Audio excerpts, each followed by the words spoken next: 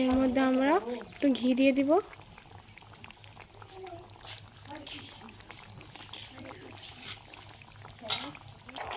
একটু নাড়াচাড়া করে নেব।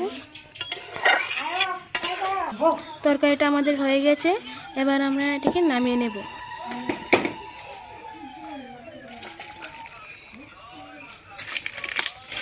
আমাদের এই তরকারিটা হয়ে গেছে। আপনারা এই তরকারিটা গরম দুপুরে গরম ভাতের সাথে খেয়ে দেখবেন, এটি খুবই টেস্টি হয়। আর আমাদের ভিডিওটা যদি আপনাদের পছন্দ হয়ে থাকে তাহলে আমাদের ভিডিওটাতে একটি লাইক